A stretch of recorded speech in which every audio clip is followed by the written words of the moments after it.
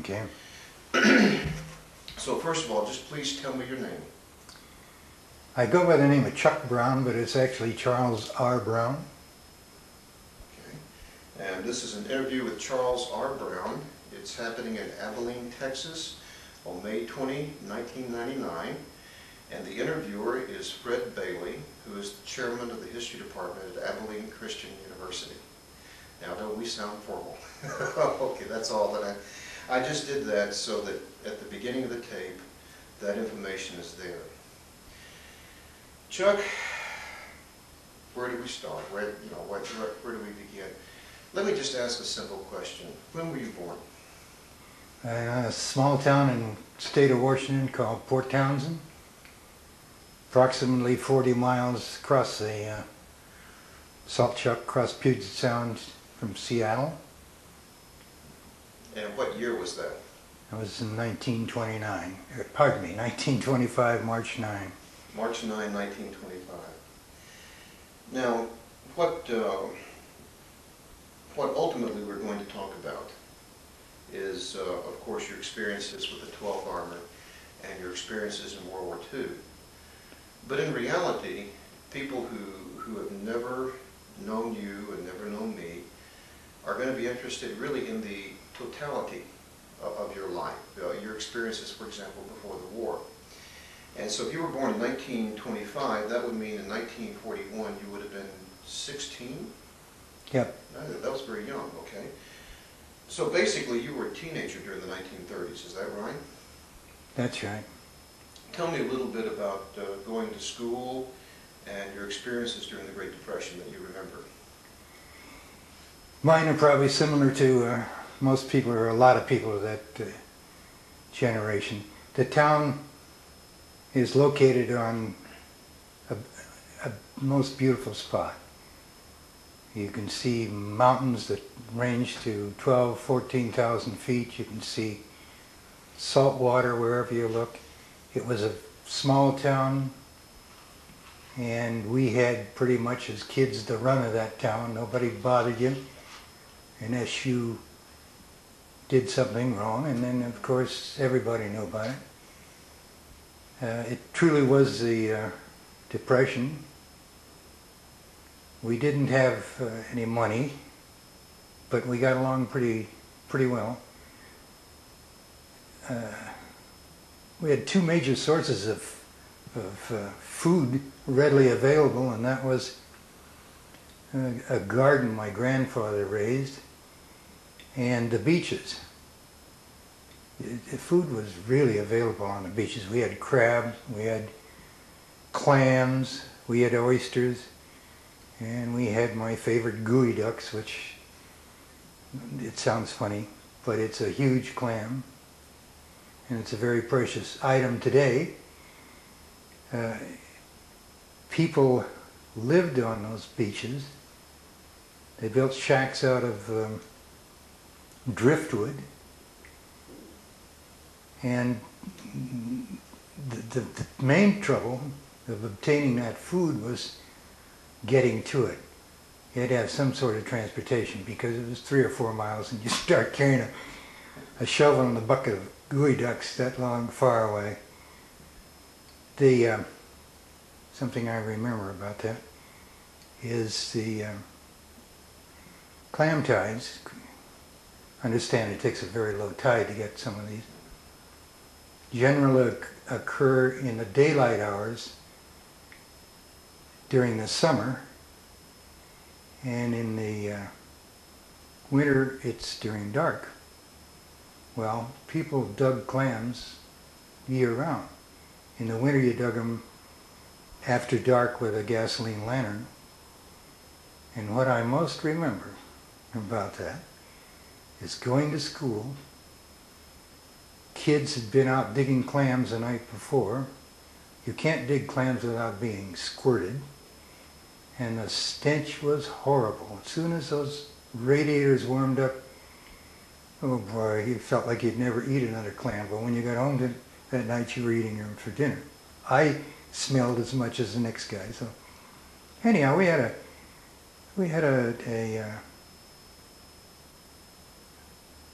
I didn't feel poor. I've heard others make that statement. I certainly didn't feel poor. I felt loved, and people were friendly.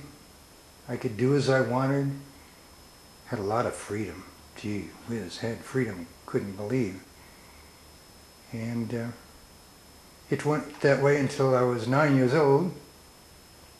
Then my mother and father parted company, and we moved in with my grandparents and aunt. And I have such great admiration for my aunt because she was the only income in dollars, except for my mother's relief money. My aunt worked for the telephone company there, and she took care of all of us on her limited income. I went to school, of course, there. I enjoyed school, have pleasant memories of that. And a little later on when well, I'll tell you, one day I was working I had a part-time job with a dairy. It wasn't much of a job. It was a Sunday, and I was in this delivery truck with the boss. We were delivering milk or whatever, going down the main drag of town, and that day was December 7. At the time was a fort nearby, a Coast Artillery fort. A lot of GIs out there.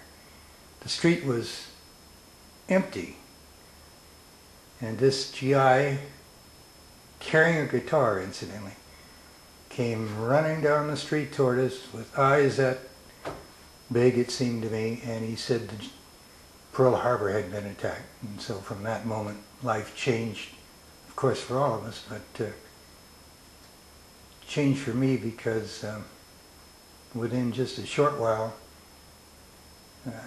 got a better job at another dairy there, and began to have a few bucks in the pocket. Things, even though it was war, it improved in a lot of ways. Forgive me for one thing. I had something in my throat. I was sitting there enjoying the story and thinking, I can't run in the middle of this because that'll be on the tape. Actually, I was going to ask you about Pearl Harbor Day, and you responded very, and I appreciated that. In fact, just for your information, my father was at Pearl Harbor. He was? Yes, my dad was in the Army Air Corps and was attached to a B-17, survived, although his best friend did not survive that day. And later served in Italy, which he served in both theaters. So he was in World War II from day one. Isn't that interesting? Yeah. But let's talk about you, not my father, at this stage of the game. Excuse me now. That's a good summary. I appreciated that. That was very, very good. December the 7th, 1941, and as you said, that changed. You knew right then your life would be changed forever. How long was it from then until you entered the United States Army? Let's see, I was graduated from high school in June of '43, and the requirement was you register for the draft on your birthday, that being March 9, 1943. I was 18, and that was the age. But you were given a deferment until you graduated from high school. And so then, very shortly after that, in fact, just about the 1st of July, they called several of us up. We went to Seattle and were sworn into the Army. Had a 2-week furlough to take care of things at home. And I went in mid part of July there. Okay. Tell me a little bit about, well, tell me about your first day of basic training. I'd like to know how your first experience with the United States Army. What was that like? Okay, but could I back up just a little? Sure, by all means. Since we were talking a moment ago about induction, I found it rather amusing. There were 3 others from my class, inducted at the same time. One of those was the coach of the football team. Now I wasn't interested in sports in high school except for boxing, and that was, in other words, I wasn't a team player. And I had my difficulties with this captain of the football team along through the years. He was a pretty good sized guy, and he was a pretty tough nut, and I didn't always come out on top. So of course we were all in the same boat when we went down to Fort Lewis, and about the second day there, as I say, it was mid-July, it was hot. Second evening they took us over to a theater. Bunch of us in there, the theater was hot, the screen comes on, and it was the first VD film that we had ever seen. And my, yeah boy, he didn't last, he just didn't last. He was sick to his stomach and made a dive for the door. And he's dead now, but we laughed about that after. It was kind of it was a fun thing. I really got a kick out of that. I did. But excuse me, about the first day at. No, that's a great story. That's the kind of thing we're looking for, and that's good. Where did he end up, by the way? He was inducted. He was, and he wound up in some. All I can tell you is that it was a non-combat outfit. And I don't know just what it was. I saw him several times after, well, a number of times after this war, but I've lost track of that. I guess if you can't handle a VD film, you can't handle combat. Well, that guy could handle anything else in the world, I'll tell you that. I got lumps to prove it. Okay. Well, let's kind of go back now. So you were briefly in orientation, then you went back home. What kind of things were you trying to take care of when you went back home? I'll tell you, not a great deal. That period right in there, that short time when I had a full-time job, which was only a month or so, I had money for once. I had money on my own. I had a girlfriend that I was, at that point, very, I thought a lot of her. My world was happy. Going into the Army wasn't something that I looked forward to at all. That just wasn't what I wanted to do. On the other hand, I didn't want to stay home either. So my mind was mostly on having some fun and seeing my girlfriend and putting that day off, just as though it would never come. I had, I was 18 years old. I had no personal property to speak of, and so I was kind of free. It was just let it come. I hope whoever hears this tape understands. I've got a frog in my throat and I'm trying to clear it. Okay, sorry. Well, let's go back now. So you're back in the Army. It's your first day, and how were you introduced into the Army? What was it like? Okay, we came down on a bus to Fort Lewis, which was a huge induction center. It's a huge base today. And as the bus came into the post there were all kinds of guys who had been there a day, 2 days, maybe a week before you. And of course, hey, they knew everything. And I think we all got the same treatment when we went in. They stood there in line everywhere. You saw somebody that had been there a day ahead of you or a week ahead of you. You'll be sorry, you'll be sorry. And then they began to give you a little comment about the square needle in a very delicate place. I knew that was a bunch of baloney, but if you know things are coming that are mysterious, that are unknown, and you're very apprehensive.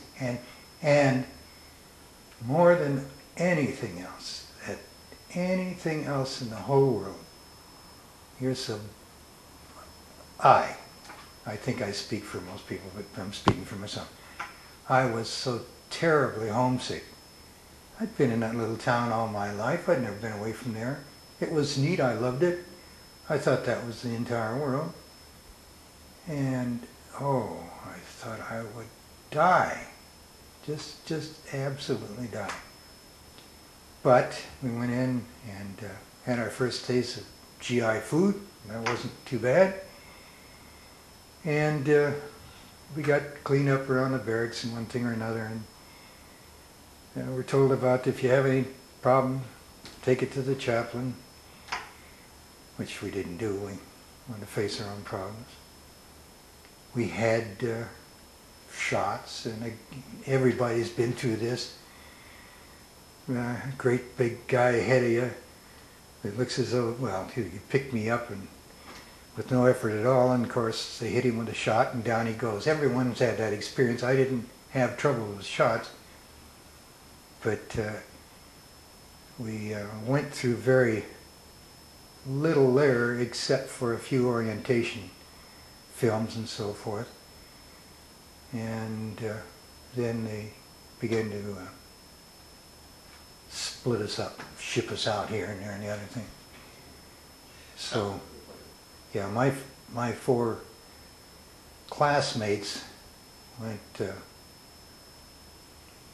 3 different directions from where I went. And I went out there one night. They lined us up, probably about 50 of us, I guess. And sat by the railroad tracks. The train came by. We got on a car, and we were on our way to Fort Knox. And that was a kind of a unique experience for me because I'd never been on a train before. Why don't you tell me more about the train experience? The train experience itself. This is your first time on a train. Yeah. And this is in wartime. Yeah. Sure. And it's of course it's a troop train condition. It wasn't, that is, we were troops on it wasn't a troop train per se. It was a train occupied by a lot of troops, but civilians were aboard too. Yeah. We had Pullman accommodations. 2 men in the lower bunk, 1 above. And it was pleasant going across the country because you could sit there, nobody bothered you, and you were fed when you need to eat. We got to Chicago and we had a several-hour layover there. They marched us all down to a restaurant and fed us, and I'd been to Seattle, but at that time Seattle was a pretty small town. And Chicago was big. And it was fun to watch, and it was a bit frightening in a way. And we finished up there and got on the train again, and down we went to Fort Knox. Now, Fort Townsend is located, you have the ocean, you have the Straits of Juan de Fuca, and you have Puget Sound. Seattle's located on Puget Sound. Port Townsend's located at Admiralty Inlet, which is a very most narrow point between the Strait and Puget Sound. That's ocean water. It's cold. It never gets above about 50 degrees in the hottest day in the summer. Port Townsend stays cool. It's a mild climate year-round, but it's cool in the summer. Yeah, boy, Louisville, not Louisville, Fort Knox was just absolutely terrible, and it affected me probably more than a lot of people because I just wasn't accustomed to that heat, and within days I began to lose, even though I was eating well, I began to lose weight. That just knocked the holy bejiminy out of me. You know, that was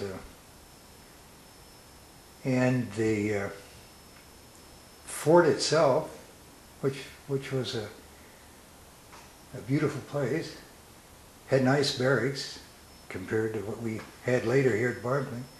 Very nice barrack. Was an interesting place. But we were, basic then was 17 weeks. And I've forgotten how many weeks you had to do before you were allowed to pass out of the camp. And but on a Sunday, the first Sunday that we weren't tied up, still were restricted to camp. I remember going up with who turned out to be a lifelong friend, to a cafeteria there on the post. Hey, that was another experience for me. Little town, didn't know what a cafeteria was. All of that food out there, I didn't have enough money to buy all I wanted. But yeah, that was a real kick. I'm thoroughly enjoying this, by the way. This Well, is thank you. this is fun. I didn't look forward to this because I was very nervous. But you've certainly. No, your story is so. On the one hand, it's very special because it's you, and on the other hand, is the story of so many. As I would say, it's Americana. Sure. It is absolutely Americana. At what point do you become a part of the 12th Armor? Okay, we finished 17 weeks of basic, and which was finished up in the early part of December, and then we were assigned, I'd say we, a whole bunch of people I didn't even know were assigned to KP every day.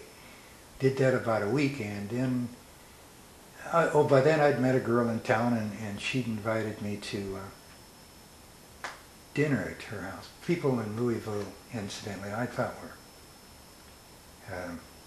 wonderful people to us. I just thought they were wonderful. And she was a nice girl. She really was, and her family was nice. So they invited me for dinner on Christmas, and I was looking forward to that. But boy, they shipped us out, and I wound up at Camp Barclay in the wee small hours of the morning on Christmas Day. There were 4 of us from our training company that wound up in headquarters company of the 66th Armored Infantry Battalion. And I can truthfully say I have never been so homesick and unhappy as when that 6x pulled up and we looked out, and here's a bare light bulb hanging down over a board that said Headquarters Company, 66th Armored Infantry Battalion. Number one, the building was depressing. And number two, the last thing in the world I wanted anything in the world to do with was infantry. I was sure they were going to put me in tanks because I loved driving those tanks. You know, a kid likes machinery. And I'd had a lot of fun with that. And I thought I was going to be that. And then there was the infantry. So it was pretty depressing. Well, I went over to a barracks. My friends went the other way. And the company clerk pointed to a bunk. So I put my stuff down. Everybody was asleep. I tried to sleep, and next morning when I woke up, and all these guys, it was kind of like you weren't even there, and you felt like as though you weren't there. But that passed very quickly because they were pretty good guys. They were from predominant. That was a 12-man barracks. We lived in squad huts, and I think over a third of those people were from New York, at least the East Coast. But New York, you know, that's a heavy population, and and the rest was spread around. And the age disparity was substantial. I was the youngest one there, but there was one guy that was in his 30s, and they were nice guys. It didn't take long to realize that, hey, we're all in the same boat. These are nice guys, and we started from there. Now you say this was headquarters, so what did that mean? An armored infantry battalion consists of 3 rifle companies and a heavy weapons company. And headquarters is that heavy weapons company. That in turn consists of a platoon of, or did then we're talking, a platoon of reconnaissance platoon, an assault gun platoon, and in our case a combined machine gun mortar platoon. And I was in the machine gun mortar platoon. Wound up being when we used our mortars, wound up being a gunner on the mortar, otherwise I was a rifleman. Don't know where to go with this at this point. Why don't you just, whatever you feel like telling me about Camp Barkley and your experience. How long were you at Barkley?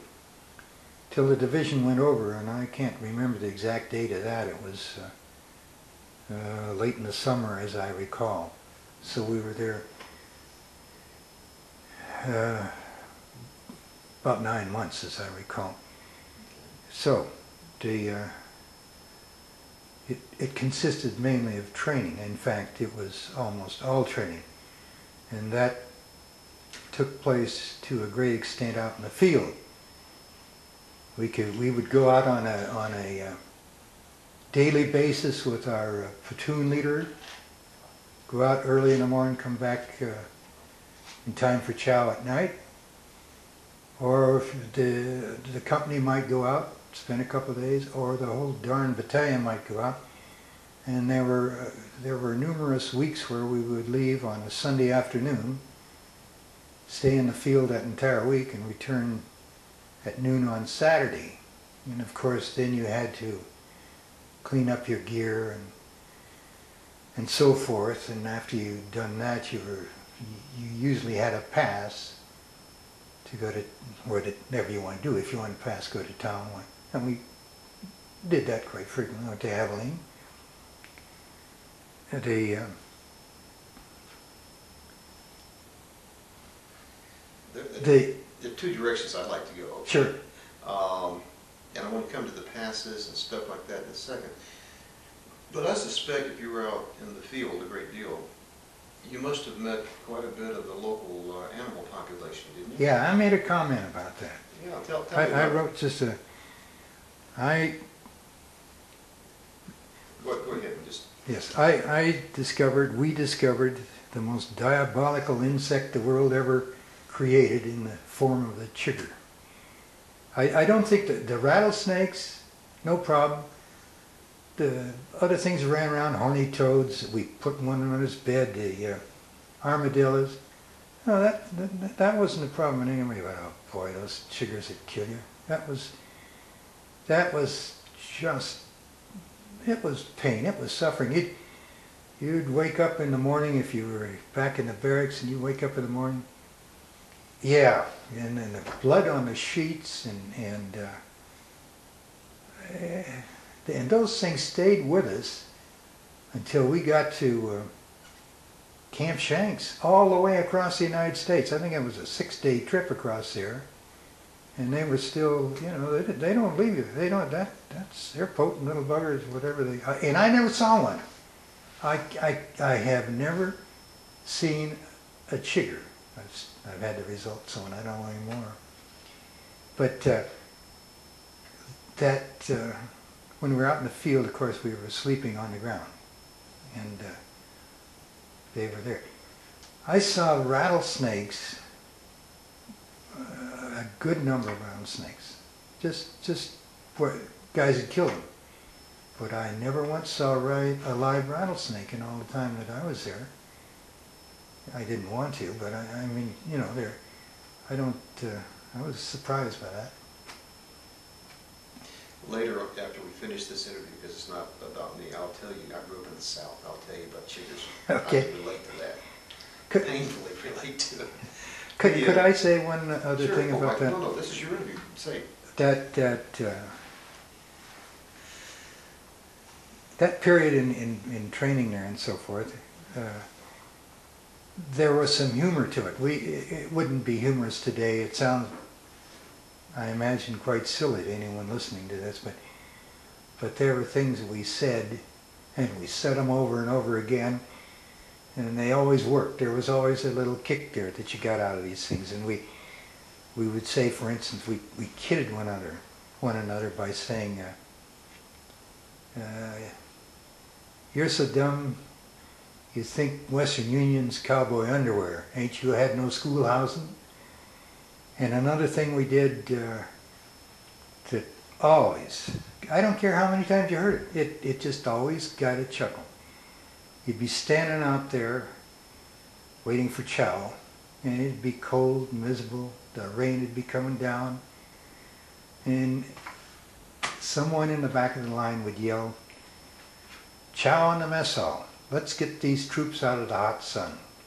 Now, today it may sound strange, but it wasn't. It helped then. And then, when we got overseas and got into combat, that humor became a little more cynical, and an expression that we frequently used with one another there was, "We are all brothers in that grand and benevolent fraternity of them what's been shot at." That doesn't mean much to anybody. That wasn't, but it said, "Hey, we're in this together."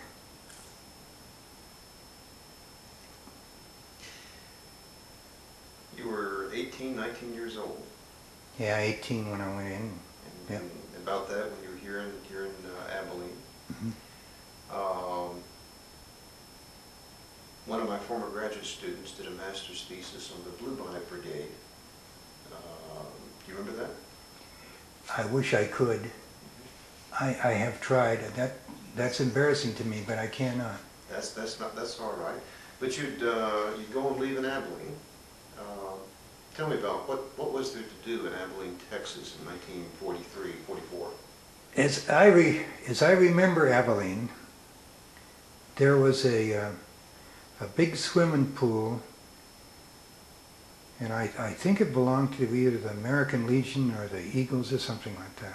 I don't know. I'd like to see if it's still there. So we'd go in, for instance, swimming. I can't swim, and one of my buddies would go with me, and he couldn't swim either, but hey, you got in the water, you got cooled down, and there were people around. It was fun to watch. We'd go to a show. We'd get a bacon, lettuce, tomato, and a malt. And it wasn't because we didn't have girls on our mind, but girls were hard to come by. There were so many. I went a couple of times to the USO.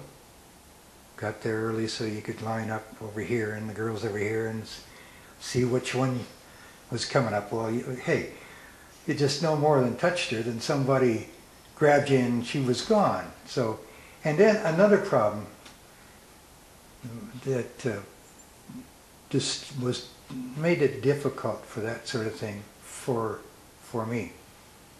My music was Glenn Miller and Duke Ellington. That's what I knew back home. That's what I love, still do today. You know, just dearly.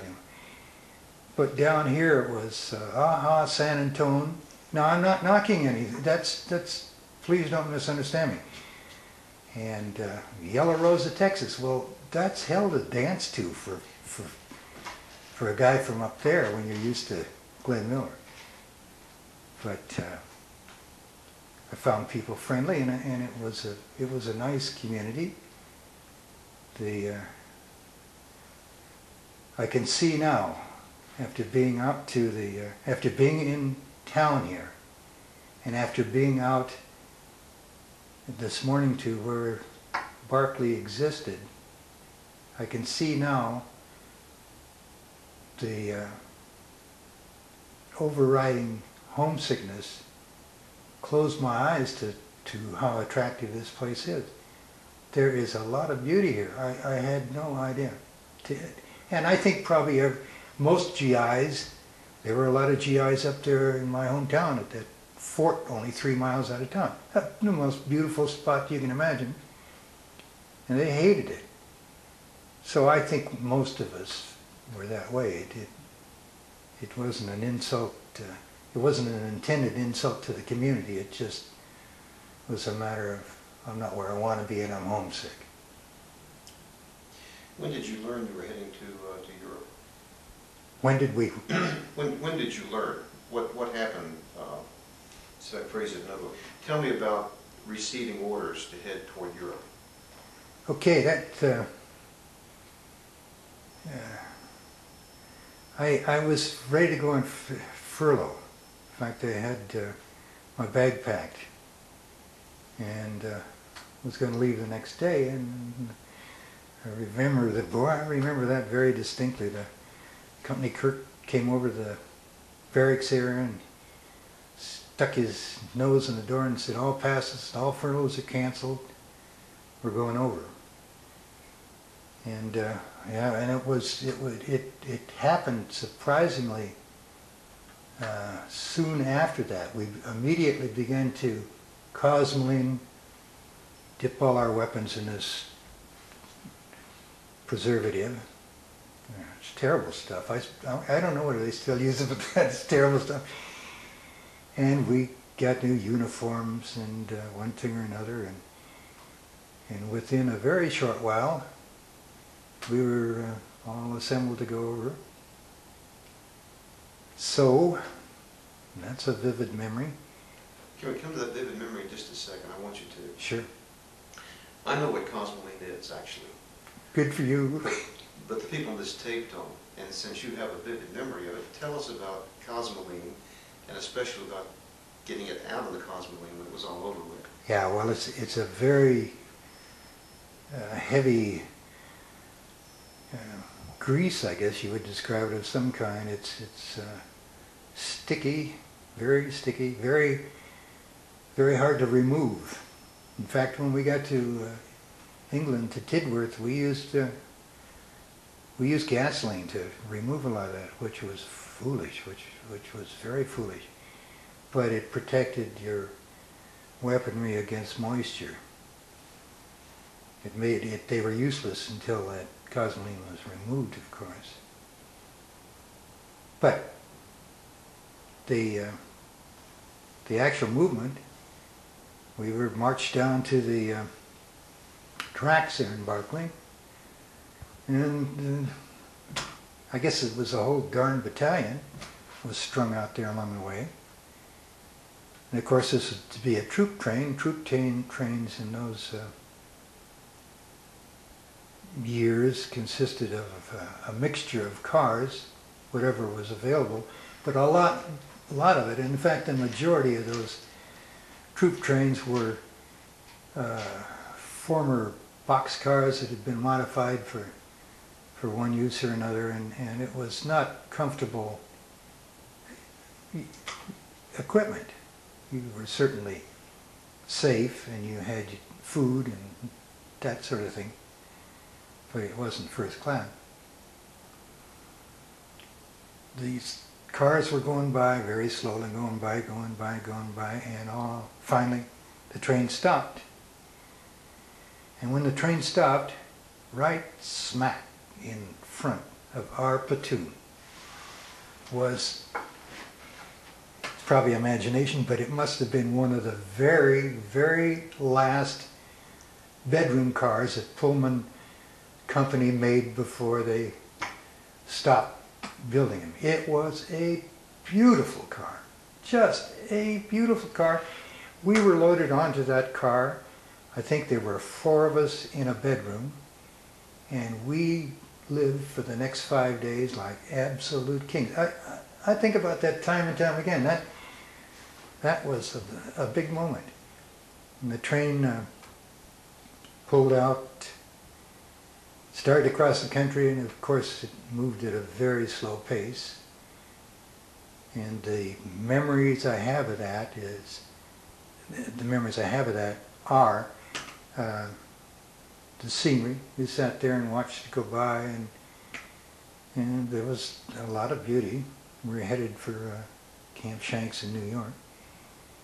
But that train would stop frequently in towns along the way. In fact, it almost always stopped somewhere in a town, and people would be out there.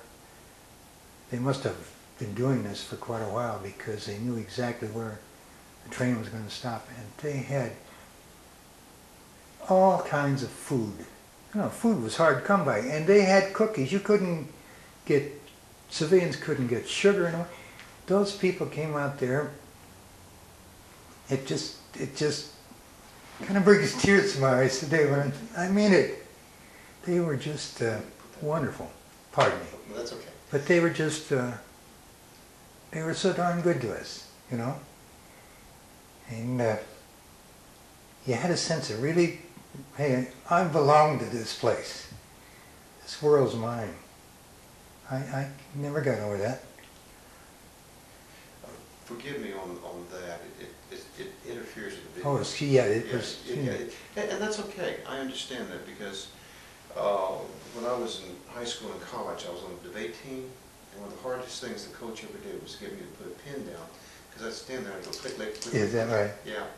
And so that's why, in fact, I used to take my rings off and everything because to avoid being nervous. So don't worry about that. But so I wasn't getting on to the earthing school. You had a few days in New York, I understand. Yeah, I think there's something kind of interesting there. I had a pal, and I might, if I might digress a moment about this. He was from a small town in, then a small town in Connecticut. It's no longer a small town. And we went through basic together, and we were close. Oh, geez, I think so much about him because he was a neat guy. We had a lot of fun together. He was a little older than I, a little bit more sophisticated, and when we got suspicious about when we were going to go overseas, and we went to town one day here in Abilene, and of course we had on our Class A, the suntans, and he said, let's go in and have our picture taken to send to our folks, because we should do that. I wouldn't have thought of that. I wouldn't have thought of nothing. We went up these stairs to this photographer, and this gentleman was truly the spitting image of the Kentucky Colonel, Colonel Sanders. Oh, he was a handsome, very elderly man, but with all of the hair and the mustache and the beard, and he had a camera that I know was a lot older than he. It was an antiquity, and so he took our pictures, and I thanked him when I was paying. I think we were standing there. I thanked him, and he said, "Oh," he said, "that's all right." He said, "I'll take anybody's picture except a damn Yankee." Well, here's the guy from Connecticut. I'm from the north, of course, but there's a real Yankee. And of course he was kidding. But I thought my friend Chris Green was absolutely going to collapse. Now to go back to Camp Shanks and POE, yes, we did. We spent, I suppose, a week there, but I don't know exactly. And during that period, in fact, right at the very end of that period, Chris and I were given a pass to to go where you wanted, but you couldn't, no, it was to New York City. And he knew his way around, of course. We went into New York City and had a dinner, and we went up where all the lights were flashing, where you could see the news on the lights going by, and well, it was a great experience for this kid. And we finished dinner and we came out, and he said, I'm going to call my folks. Now understand, he could have been home on a train in actual transit time in 3/4 an hour. But he couldn't go without taking one heck of a chance, and he wouldn't do that, and I don't blame him. So he called his folks. And Chris was such a unique guy. He always had a grin on his face. I don't care what happened. That guy had a grin. He kidded, and he was a neat guy. And he came out from the phone booth, and he was in tears. And you know, I put my arms around him, and it was a pretty touching moment because I didn't think of home because it was over 3,000 miles away. He was within reach of home and couldn't get there, and it suddenly dawned on me, you have a severe problem here. But we, I believe the next night, I don't know, could have been, anyhow, they put us on a train, and we went down to New York to the docks, got off the train, they marched us down, and as soon as we got off of that train, there was an army band playing beautiful Sousa marches, and you literally felt you could take on the whole world. It was, that is an experience, and at that moment it was very effective, and of course it was designed to be so. We went up the gangplank of the Empress of Australia and down into her lower quarters. We were right over the rudder shaft. And the moment we got inside, the music was gone. And that had an effect. That had a rather frightening effect, because it was a dingy vessel, and the music was gone, and you couldn't get off, and you didn't know what was coming next. That vessel is maybe not of interest, but maybe it is. The Empress of Australia was a World War II, World War I war prize. It was a Canadian Pacific vessel it was still in Canadian Pacific ownership at that time. She'd seen better days. She had come over just a couple days before with a load of German prisoners. There were blankets and so forth there that belonged to them. As a result, we were all lousy when we got off the vessel. But the vessel itself, I kind of followed it through. I managed to get a little bit of the history of it, and she finally was cut up for scrap in 1957. So the journey across, speaking for myself, was probably one of the best times I had in the service. Well, hey, I saw the salt chuck. I don't understand what happened to me. I lived on that salt water all my life. It's my life today. I don't feel comfortable 3 miles from the salt water. Why did I go into the doggone Army? I could have volunteered and gone into the Navy or the Coast Guard or whatever. The Coast Guard base, training base right in my hometown. So when I got on that doggone ship, I could smell salt water. And as soon as that ship got out to where it began to roll and so forth, a lot of guys got seasick. That's something that's never bothered me. That meant room. I could go up on deck.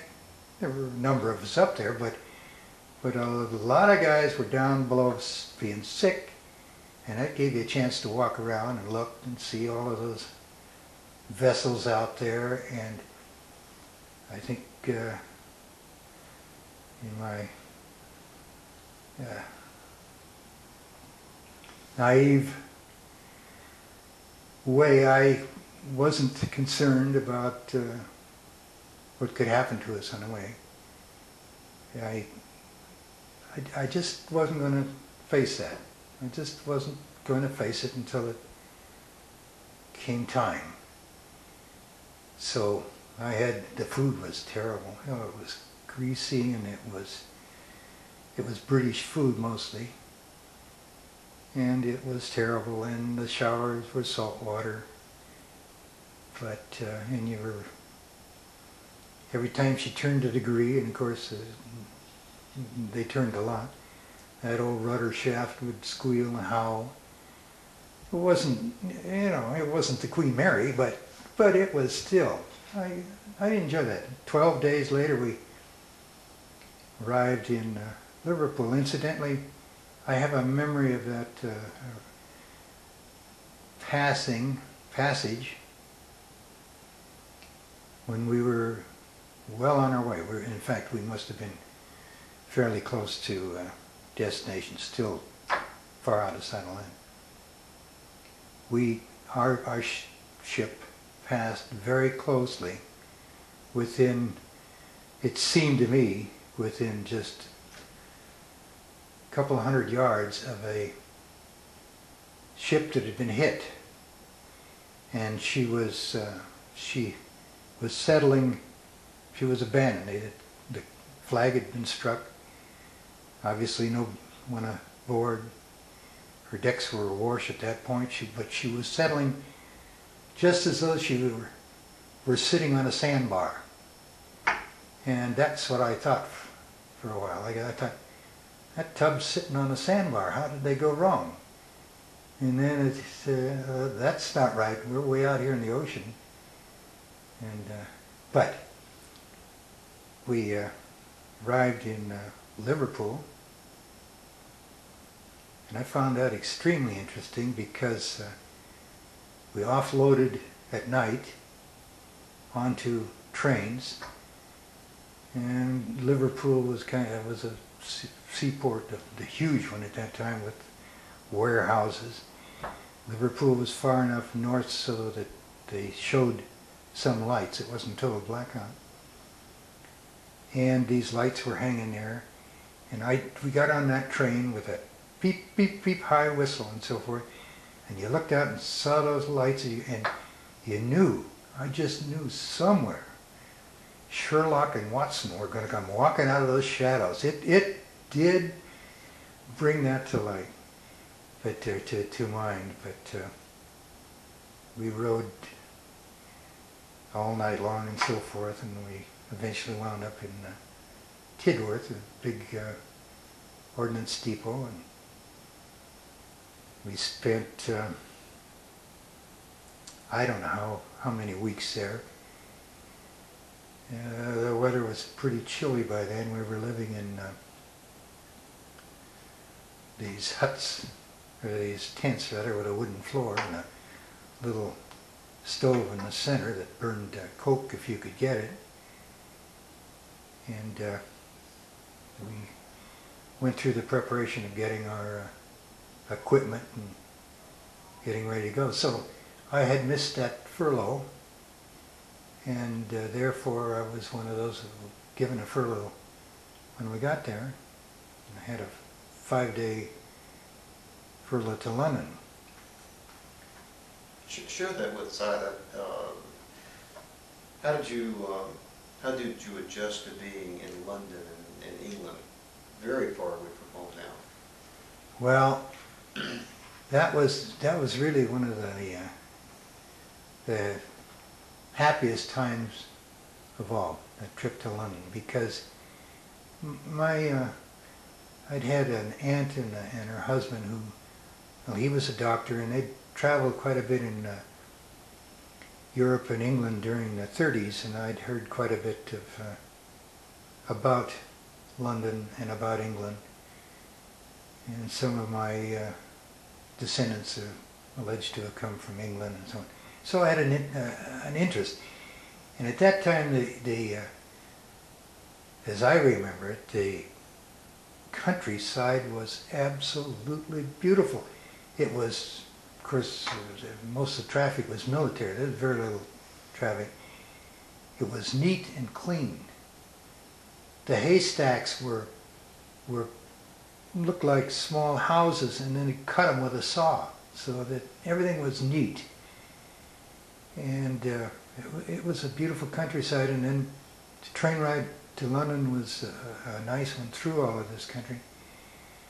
Once we got to London, they had, for enlisted men, they had a place called the Moston Club. For peanuts, well, you had a bunk, and you had 2 meals a day in there, because you really couldn't get much to eat in London. Poor people didn't have a darn thing to eat. And it had 2 redeeming features, or it had 2 outstanding, beautiful, wonderful features. During the day, the guy I was with and I would go sightseeing. You'd get on the subway and you could see anything you wanted. And we would go all day long visiting all of these wonderful places, seeing all of the history, and it was truly amazing. The damage from bombing was apparent in certain places, but where we wanted to go, it was just fine. The V-1 rocket was being sent in at that time, and that frightened us much more, or at least it frightened me much more than it did seem to affect the English people. They didn't run for the shelters as soon as I did. But the second feature was girls. Oh boy, I'll tell you, that was a wonderful moment, because all of this time you were alone. I'm not talking about what goes on today. I'm not talking about jumping in bed and all that. I'm talking about having some company. I'm talking about a girl. So, a girl. Guys are okay, but geez, there's nothing like a girl.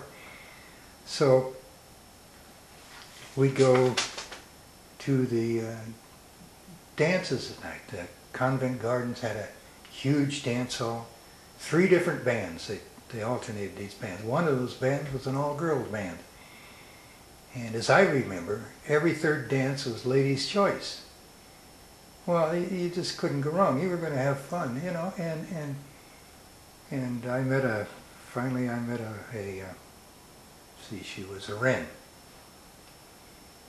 And explain what a Wren is for our audience. She was I'm mistaken.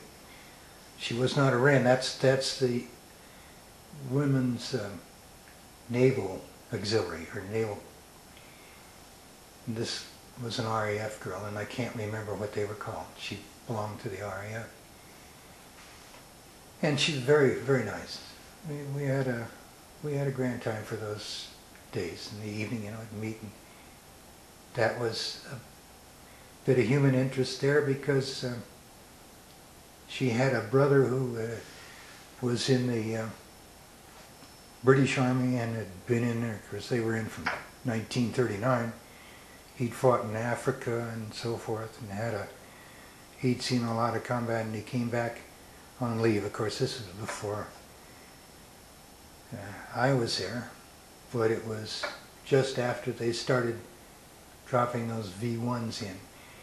And he had this leave, and he said after the leave, he left that morning to head back, and just a few blocks from the house, one came in, and he was killed. But I didn't keep in touch. I didn't write, and so. But boy, we had a fine time in London. I've never forgotten that. That was That was fun to end. Just so interesting. Just so much to see. Very much. Great, great story. How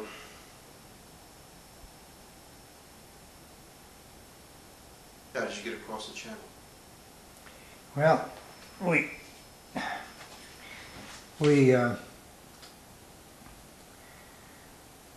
loaded up one day on a train, and they took us down to Southampton.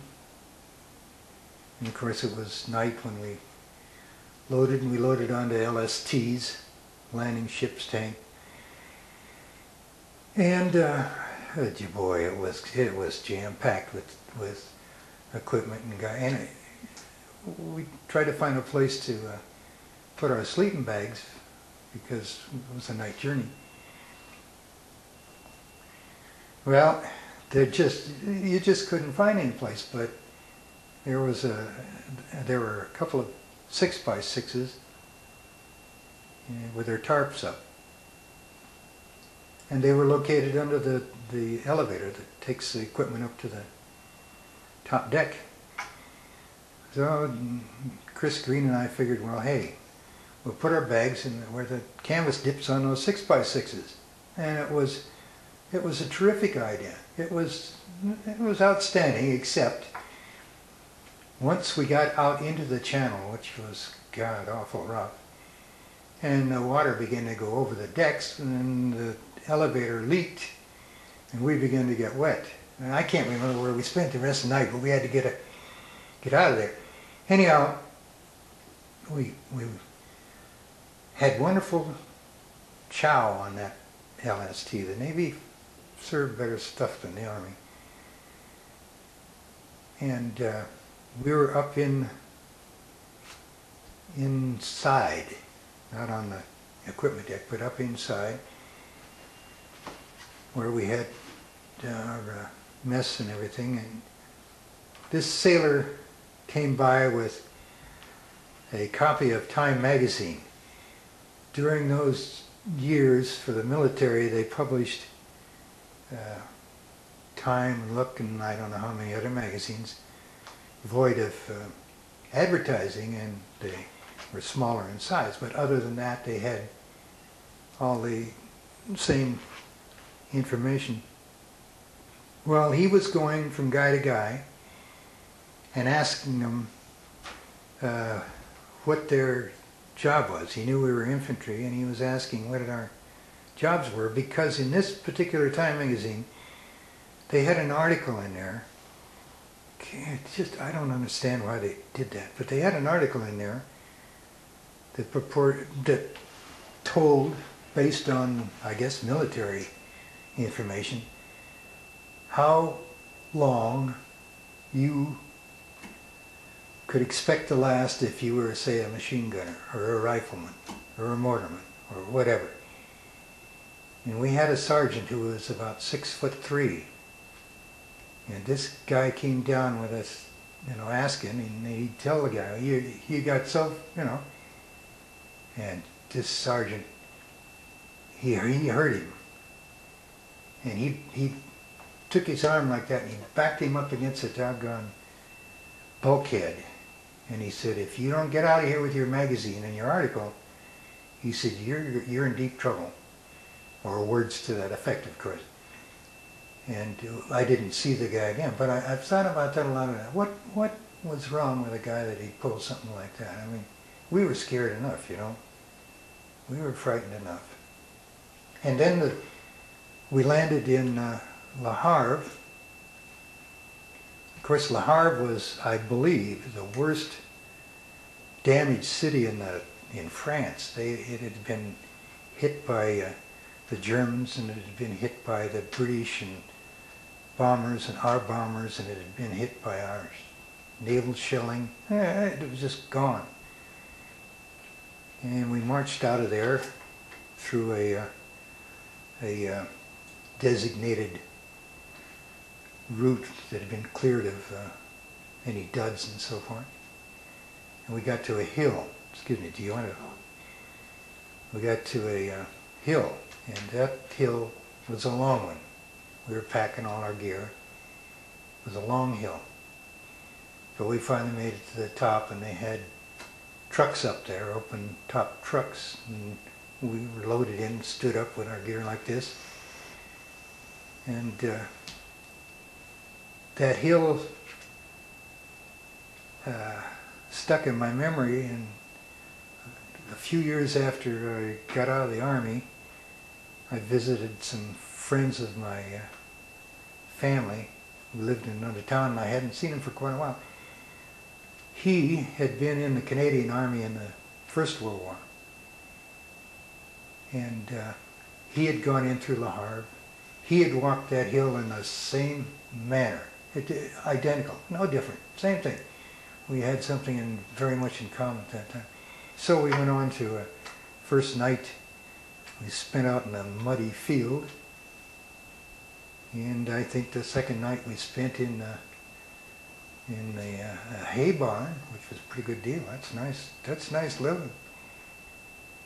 And then we, very shortly after that, came together with our equipment and loaded into our half tracks and began to move across France. Could we pause just a moment? That part a moment ago, that's on. Kind of count to 10 for me, will you? 1, 2. That's enough. Just wanted to make sure. Now, one of my, I get so tired of counting to 10 when people put me where you are. And so I like to either do the Jabberwock, or one of my favorite nonsensical poems is, as I was standing as quiet could be, a great big ugly man came up and tied his horse to me. You know? Because all we're doing is doing a voice check here. You talked about your first experience, sleeping in a haystack, in a hay barn. Tell me a little bit about field rations. I assume you were on field rations by then, weren't you? Yeah, we were initiated, I believe. I don't think we'd ever experienced field rations in the States, to C's and then K's. The C ration was a nicer meal, if you can call either ration nice, consisting of 2 cans, one with various things, hash and weenies and so forth. What the heck, was spaghetti and meatballs, several things like that. The other can contained a small packet of toilet paper, 4 cigarettes, some hard biscuits, and some powdered coffee and powdered fruit juice, either orange or lemon. That's my memory of those things. And a K was a single cardboard box that had been dipped in, immersed in wax. Inside you had a can of 3 different meals. You had a breakfast and a lunch and a dinner, or whatever you want to call it. But they were small cans of one thing or another. Again, you had your 4 cigarettes, you had some toilet paper, you had in one of those a fruit bar, breakfast. One of those you had a concentrated chocolate bar. But you always had cigarettes, which is most disturbing to me today, but that's the way it was then, and I surely took advantage of the cigarettes. We ate C rations as whenever we had a choice. Our first choice was when they'd bring the kitchen up. Second choice was C rations, which we carried, of course, all this we carried in our tracks. And the third was K's. They had an effect on you in a very short while. And that is that since they were concentrated, very high caloric content, but not much volume. So when you did get back, after you ate these for a week, 2 weeks, and then you got back to the kitchen or where they served a full-size meal, well, your stomach didn't have room for it. You got filled up in a hurry. Happened, first time I can remember that happening was on Christmas Day. They had that incredible meal.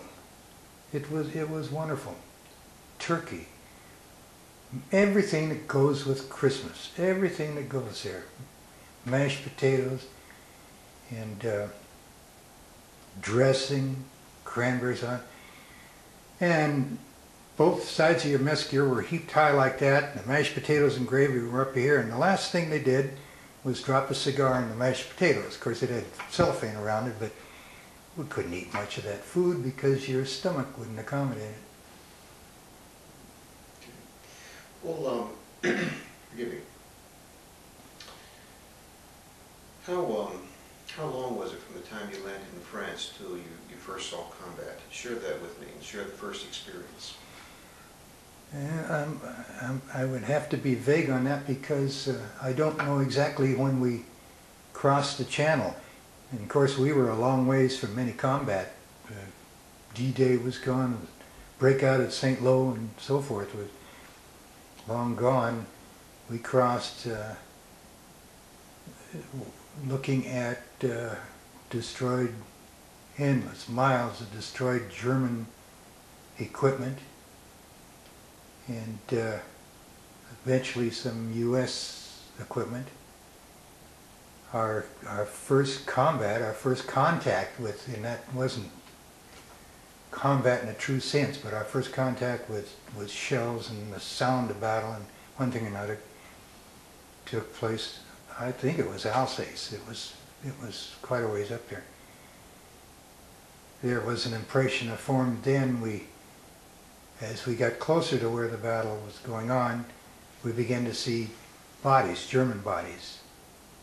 Didn't see any U.S. bodies. And again, in my naivete, I thought, hey, it's silly, but I was a kid, you know.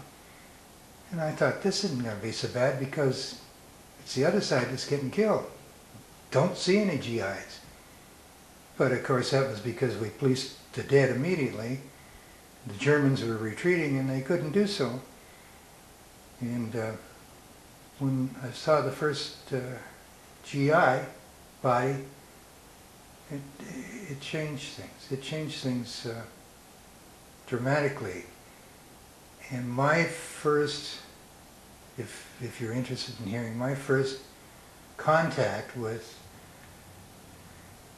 the debris of battle was some of our outfit had been committed. And 2 or 3 guys from my platoon, I was with them, were assigned to this aid station. Now it was muddy, it was very, very muddy, very wet. This aid station was up as close to the battle as they could be in relative safety, but it was nothing but a tent pitched in the mud, a couple of big tents. And they would bring the dead and the wounded back on tanks because that was about the only vehicle that had handled that mud. Our assignment was to put the dead in mattress covers, take off, I've forgotten, we took off one dog tag, and we were supposed to take off their galoshes, which were issued at that time because there was a shortage. And some of these guys were in rigor mortis, some of these guys were not, but it was terrible trying to put those people in it was terrible for us. It was a terrible shock. Some of the guys went in wounded and they came out dead a few minutes later. And then I looked down and there was this red-headed guy from Spanaway, Washington. I'd gone through basic training with him. We'd both gone to the 12th, he'd gone to one of the rifle companies. and he was dead already. And I was putting him in a mattress cover. And that was a terrible shock. It just really shocked me. From there I can't remember exactly what we did. I do know that Christmas Day, we had our mortar set up, and we killed our first German with that mortar that day. And we received some shelling. It was minor, but we learned what shelling was like. We received it. It was bitterly cold. No snow, but it was bitterly cold. I remember getting into that sleeping bag. We dug 2-man holes, and oh, that was wonderful to get in there and get warm that night, I remember. But about the next thing that happened was, of course, Hurlesheim, and that's where we got our first real combat. Now, what was your experience in Hurlesheim? Well, I was more fortunate than a lot of people. Certainly more fortunate than the rifle companies, because a lot of the time we were using our mortars. That gave us a little break, a distance between the enemy. But a lot of it, my memory really would be, if you just summed it up, would be night patrols and day patrols, and the worst of all was firing that mortar at night about every hour to, I can't remember what the term is now, but it was very disruptive to the sleep of the Germans. You know, when you did that, the whole world knew right where you were. It just terrified me to send that shell out, but it didn't land. And then we began, some of our guys got wounded and so forth. And then it got to the point where you saw vehicles were going up. I tell you, the 3 problems for me at Hurlesheim were fear, cold, and lack of sleep. And the fear was almost overpowering at first. Then the cold began to get through, and that seemed to kind of take place of the fear in a way.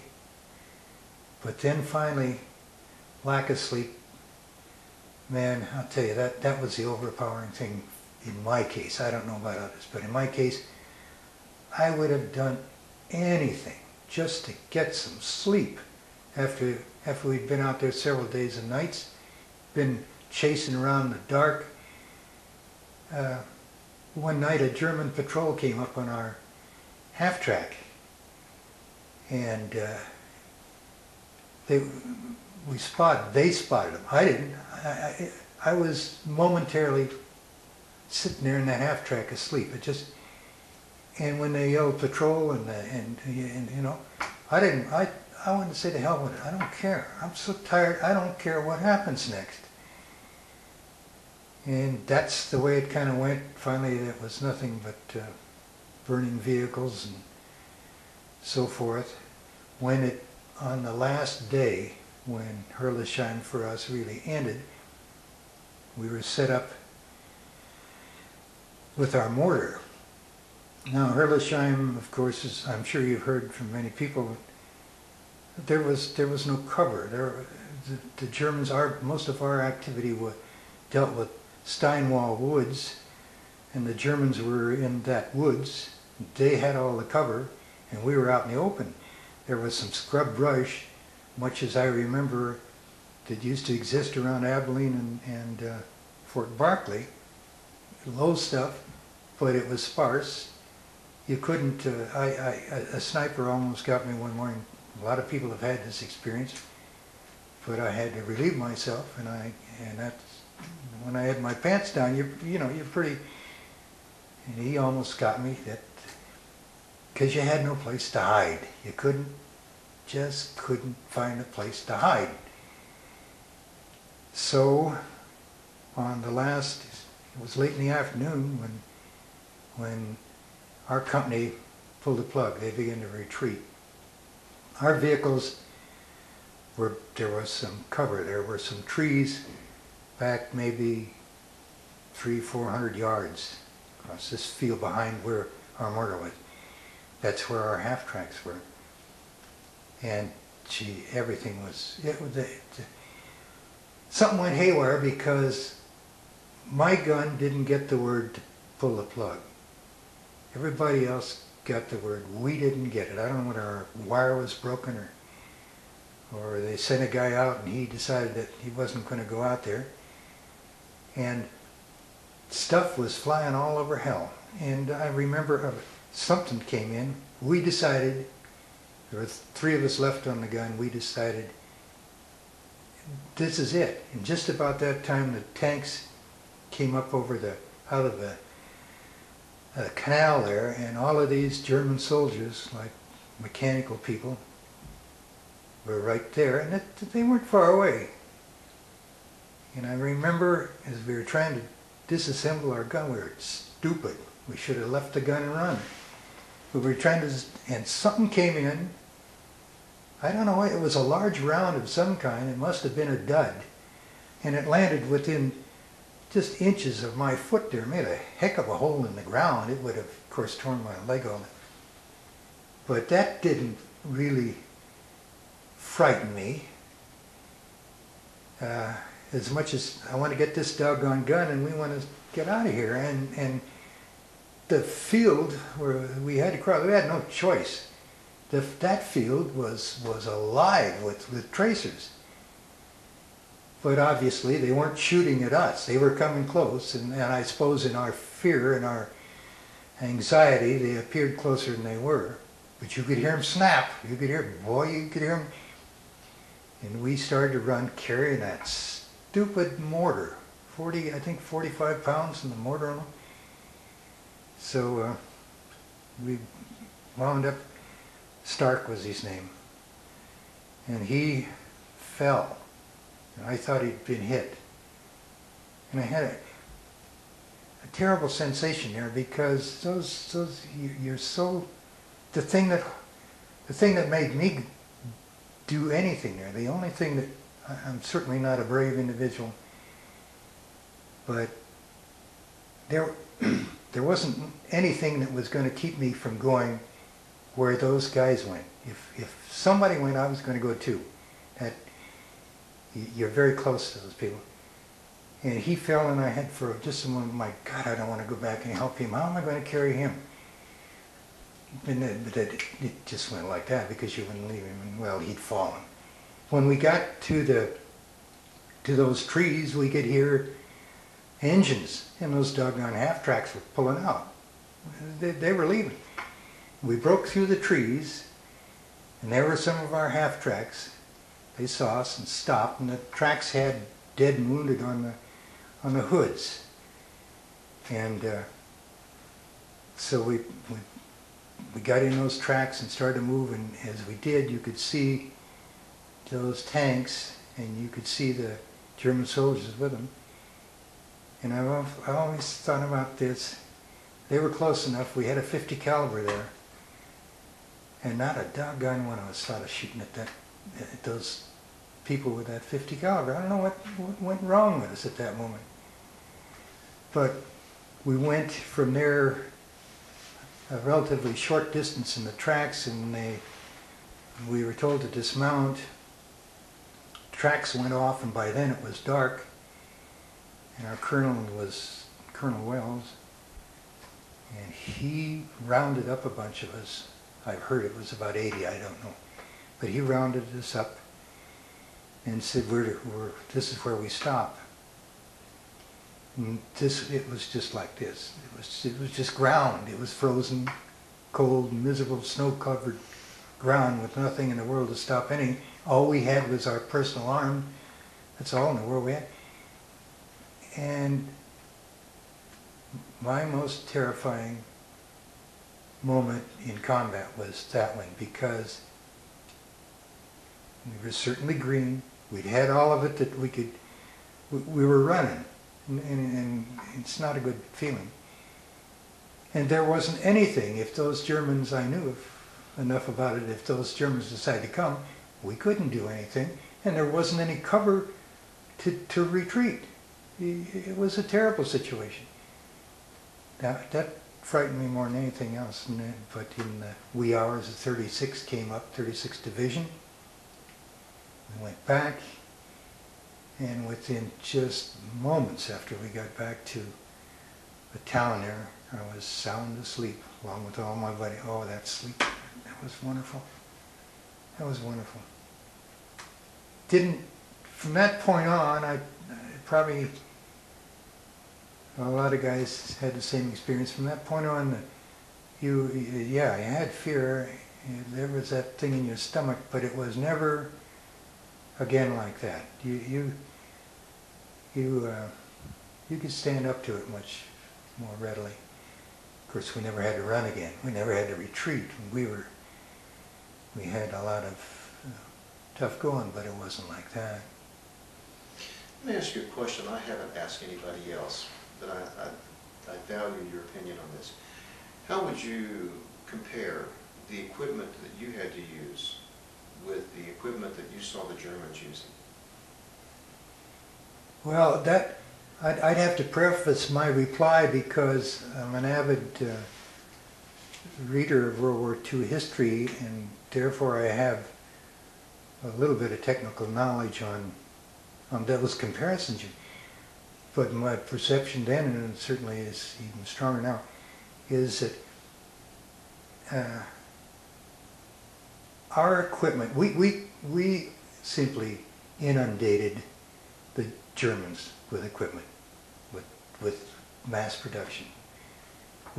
That's all. It was just straightforward. We wiped them out because we buried them in arms of all kinds.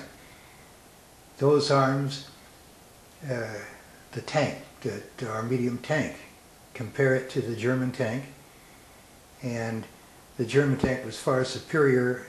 Now I'm talking about what I observed at this moment. Far superior to ours as far as their armor and armament. The advantage with ours, I've learned in my reading, was that they didn't break down. The German tanks broke down. Another advantage our tanks had, we had a turret that just turned the handle like this, and the turret turned. The German tank had to be hand cranked. The automatic weapons that they had were far superior to ours. Their machine gun, I think the cyclic rate on their machine gun was 1,500, and our light was 500. They could change their barrel, just push a button almost. They had another barrel in that thing. Ours was dependable. It was a Browning mechanism, but it lacked the firepower, and you were more exposed with it. The German gun looks just like our modern machine gun today, I noticed, just in pictures. I don't know anything about that equipment. Where we had it, and they had other automatic weapons that were superior to ours. Where we had it hands down in one, and that 88. Oh Lord, if the Germans had 3 more 88s, we'd have lost the war. That's my feeling. It was a wonderful piece. But we had the M1 rifle, and that was far superior to the German because of the firepower. We could get off 8 rounds as fast as you could pull the trigger, and the Germans had 5, and they had to crank that bolt each time. It was a wonderful gun, but we had them beat in that respect. That M1 was just a love affair. That was a good weapon.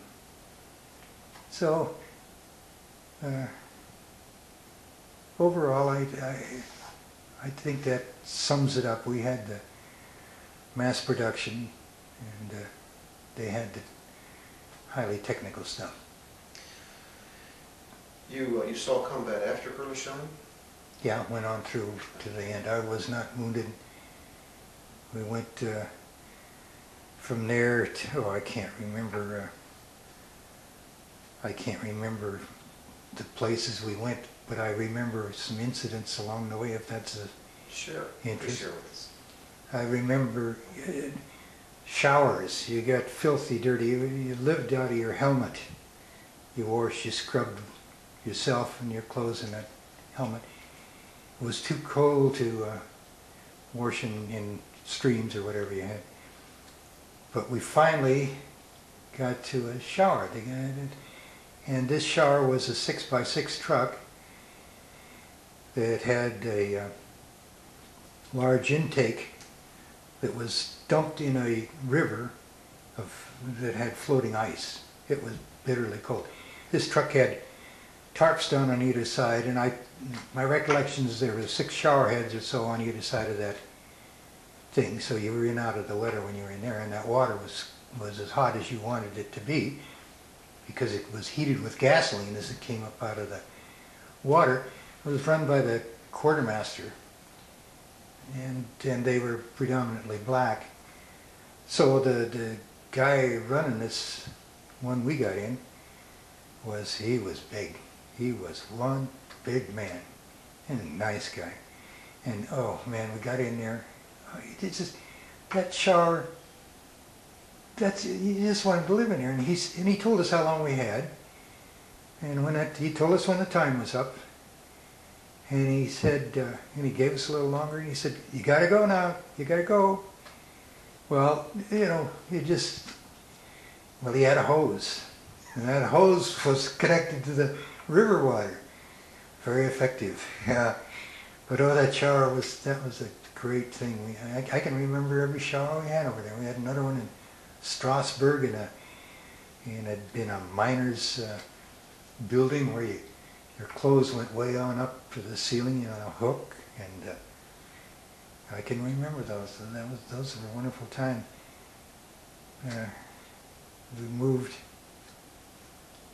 We moved on up. Oh, let me say one other thing, if I might, about the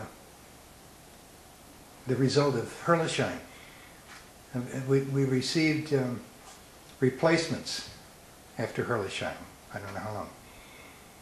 And these poor buggers, the ones we got one in our squad, some in our company. These poor buggers were on a train all the way from the coast of France, a 40 and 8, those cars all the way across the France in that bitter cold. And they came in to us in the night. They were scared to death, and they were wet and miserable and half sick. So the guy that came to our squad, he was shaking, he was cold, and his feet were wet. And I had a pair of dry socks. And I gave him that pair of dry socks. And we became true buddies. I mean buddies in the sense that word means. Absolutely inseparable. And remain so.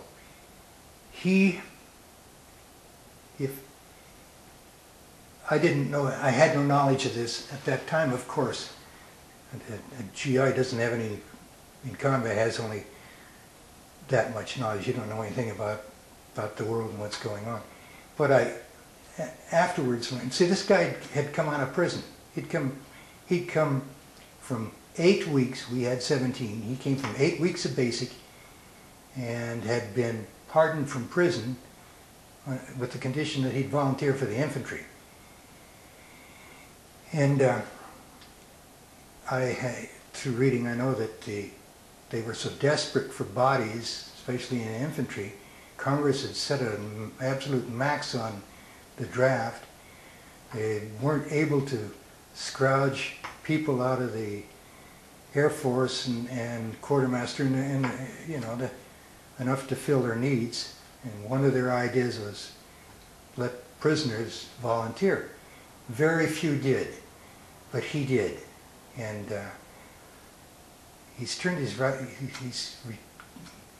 I know about him now. He did a wonderful job with his life, and we became very, very close.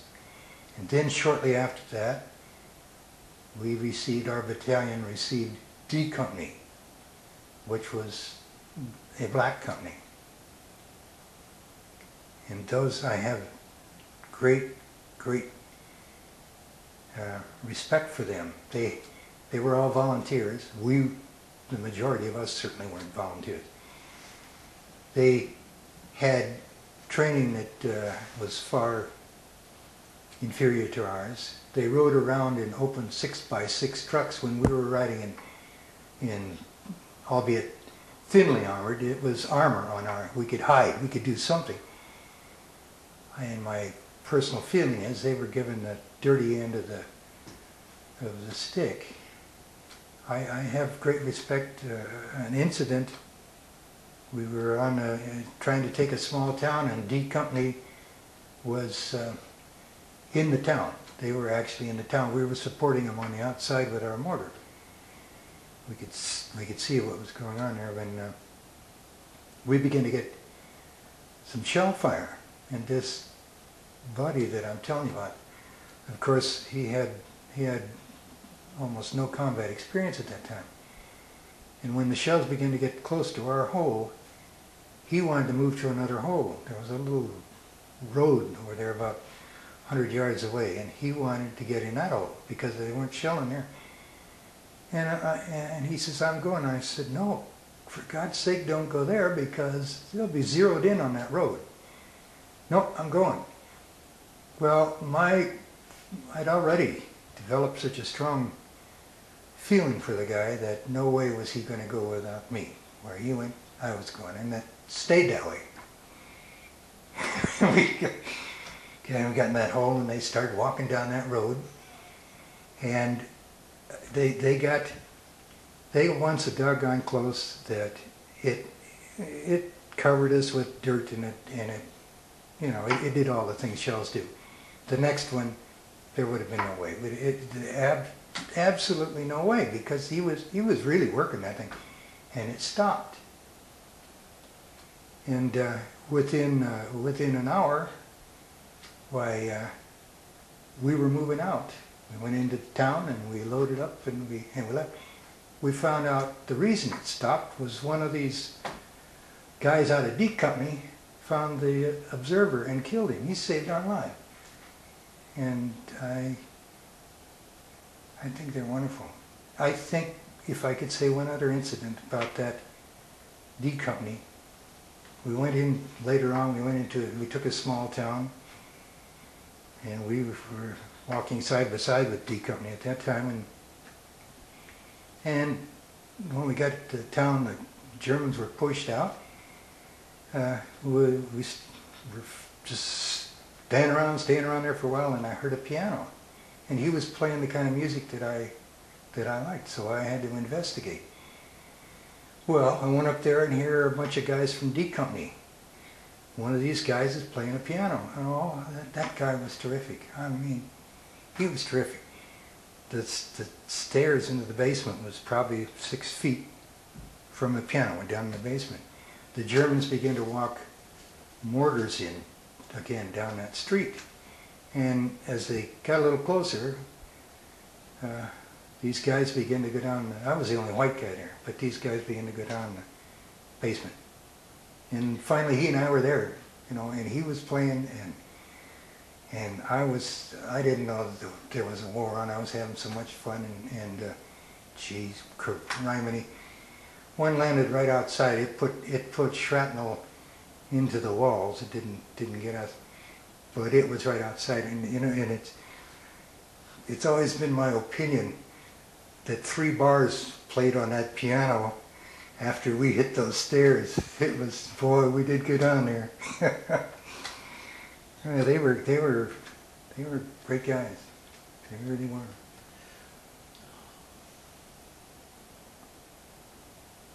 after stories like that, it's hard for me to figure out to help you go where we want to go next. I've got two questions in mind. I think I'll go with this one first. One of the things that the 12th Armor is noted for was the liberation of the concentration camps. Did you participate in any of that? Yeah, the only thing I can tell you about that's still very disturbing to me, and that film we watched last night over there was very disturbing to both me and my daughter. I got sick there, and I thought I'd seen... Forgive me, sick last night or sick? No, sick, pardon me, sick when we went into that camp. Okay. I don't know which one it was, I don't know Yeah, how much, but I didn't think I'd ever get sick to my stomach, and I did. And the thing that disturbs me so much is that we didn't spend a great deal of time there. We began to move out, and there were a few of these poor souls who were able to walk. And of course they were desperately hungry. And we foolishly gave them rations. Well, you know that'd kill them. You know, those were very concentrated rations. And I've thought about that for so long. I bet that guy didn't last at all after he got his first food. Those were terrible.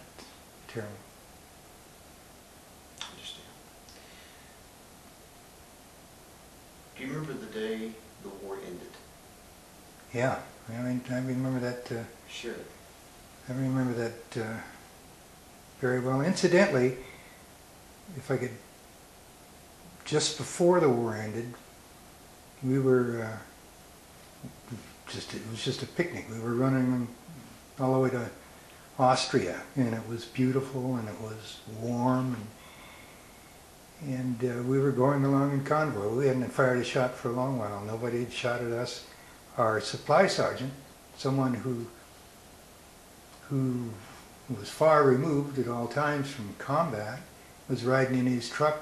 He was even up ahead of our half-track in the column, riding along with his driver and a sniper. Shot him. One sniper out there somewhere shot him through the neck and killed him. That was I think the next day it was over for us, and it was only a day or two before the war was in, and he had never come close to being hurt in any way before, and he was dead. But anyhow, we pulled back, and they announced that it was over. And if you're wondering what the feeling was,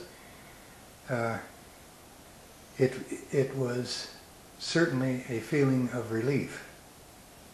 It was a bit exciting because there were numerous German airplanes, fighter planes, flying around the next morning, and they were flown by our pilots. You know, they were having a ball.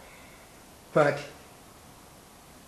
it wasn't really over. You knew in the back of your head that the war was still going on. It wasn't really over. And there was a strange feeling about, now I'm worthless. What the hell am I worth now? It was a letdown. There's something about combat is a terrible thing, but it has there's a beauty and a feeling of I'm really a part of this. I'm just a little guy, but I'm a cog, and I need to be here, and I'm worth something. And when it ends, what do you do now? You know, it didn't last too long, but that was an emotion I had. Just a little adjustment here, not much there. That's just a little bit better. Now, even though the war was over with, combat had come to an end, you were still stationed in Germany for several months. Is that correct? No. We went back to a little town called Ellwangen, and I wasn't there long at all until they came around one day and said, this buddy of mine that meant so much to me was shipped out before I was. And a few days later, they came around and said, you're leaving tomorrow. And I truck came by and I joined some other guys I'd never seen in my life. And we headed for Le Havre for Camp Lucky Strike, which was a camp made up of tents where you waited for a ship back to the States. And they put all of us inducted from Fort Lewis in one area and so forth throughout the country. And I developed a lifelong friendship with the guy there, and we waited, I don't know, I guess a couple of weeks before the ship came in, and the USS Sea Porpoise, and we were on our way home. And I'm sorry, you'll have to excuse me for a minute more here, would you please? Yeah, let me make sure that's on. I need to readjust slightly, and everything's good. Let's talk just for just a few moments. You returned to the United States, and you know, you've had quite an experience here. You left at the age of 18, fresh out of high school. You've experienced Camp Barkley, you've experienced combat, you've experienced these friendships. I'm going to ask kind of a two-part question. Think about it. How had you changed, and how had your country changed when you got back? Well, I changed because of the small hometown that meant so much to me. Wasn't that enthralling. I wanted out. I wanted to be away from home at least. I liked the town. The world changed because when I left, people left their cars in the street with keys in the ignition and didn't lock their doors and so forth, and they quit doing that by the time I got home. They had a few experiences and they quit it. There was just a different atmosphere. It was more rush. Most of us started school. And unfortunately, I didn't finish, but most of us started out on the GI Bill, and we found girls and so forth. And I haven't really given that too much thought, but it was different. It was a change, but I had matured. That the Army probably, despite the